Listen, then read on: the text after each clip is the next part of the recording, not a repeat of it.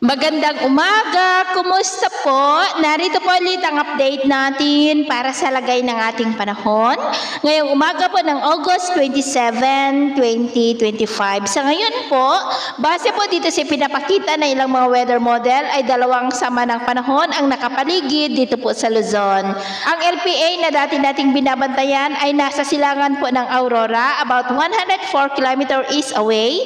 At ang bago naman ay nandyan sa may West Philippines Sea. Ang bagong LPA na ito ay wala naman pong direktang epekto sa ating bansa maliban sa nahahatak po nito ang habagat habang kumikilos po palayo. Ang dating LPA naman ay patuloy pa rin na nagdudulot ng mga isolated rains sa malaking bahagi ng Northern Luzon at ilang bahagi po ng Central Luzon. Samantala, tumaas na rin po ng 55% ang posibilidad na magkaroon tayo ng La Nina simula po sa buwan ng Setyembre hanggang po sa Disyembre ngayong taon. Kung La Nina season na po, maliban sa malamig na panahon ang asahan, ay mas maraming bagyo rin ang posibleng mabubuo dito sa loob ng PAR at asahan rin natin ang labis na mga pag-uulan. At ito naman ay pinapakita ng forecast model natin pong ginagamit hanggang po sa susunod na 2 linggo.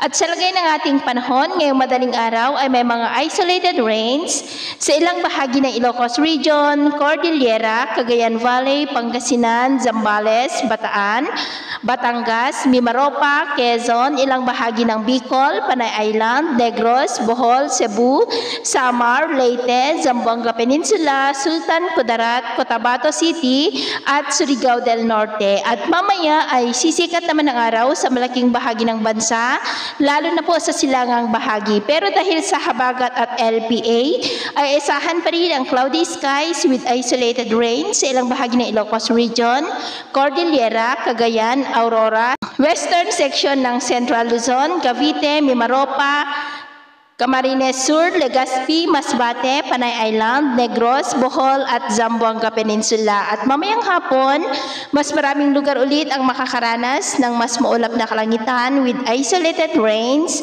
Kaya mag-ingat po tayo dahil posible pa rin ang mga banta ng mapagbaha at pagguho ng lupa.